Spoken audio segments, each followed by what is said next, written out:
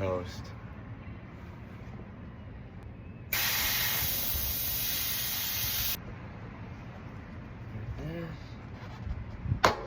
Okay, that's a good start.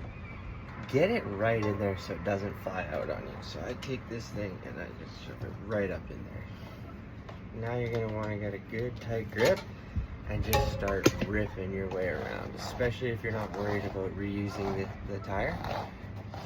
So you wanna be careful with your rim, and I bite into the tire. I'm pulling toward me. All right, though, I'm not gonna lie, I've been back and forth, kind of rinsing out this rag and actually cleaning this rim for about 10 minutes now. So scrape it up, you know, get all that gunk off the walls, off the tape. You want that new tire to see properly, or you're gonna have a lot of issues.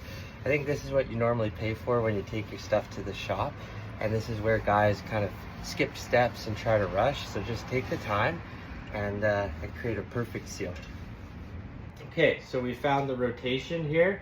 Make sure that you don't install your rim backward, which I have done before, and it's pretty annoying. So find that arrow, and what I do is I start by just popping in one side, and I try to go as far as I can with my hands, and then I'll get the tire irons involved, and I'll show you what that looks like.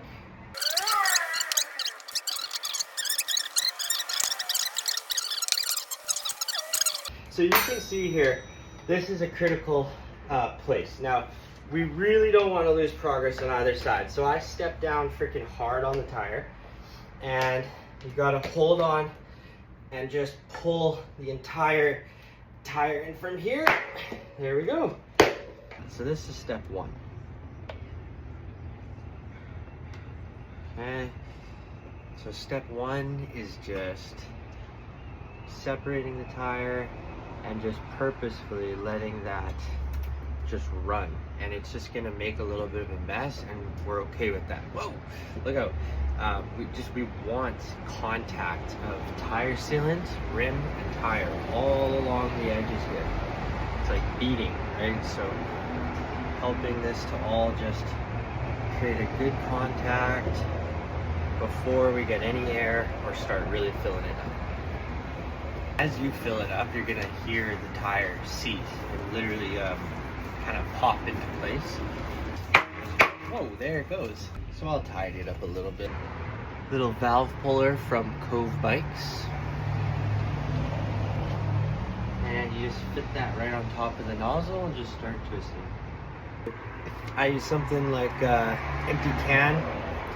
Dump your tire sealant in a container so you can pull it up with one of these bad boys, which is meant for the job. Get about 100 mils in there, and then you add this little attachment on. So, you know, I was gonna get all creative originally when I first did this and try to build something at home, but this helps so much for how messy this job can be.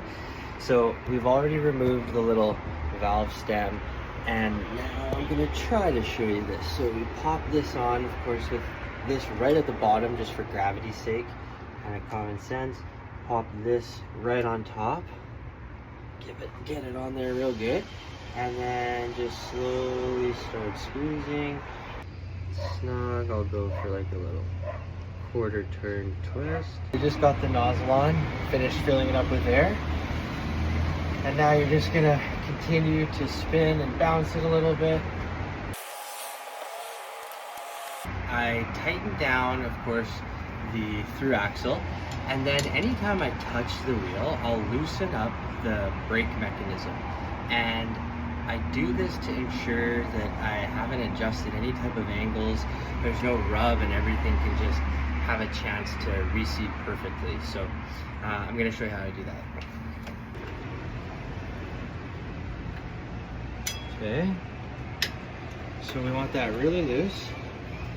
Then you're just gonna spin your wheel and just apply the brakes. Okay, and I'm gonna go ahead and do it again.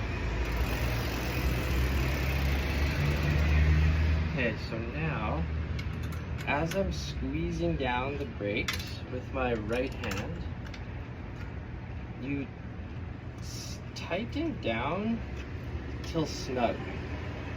So I'm holding the brake down the whole time, as I'm getting these snug. Now I'll release. I don't hear anything. Squeeze the brakes one more time, nice and tight. So now I'll just tighten it down just like this.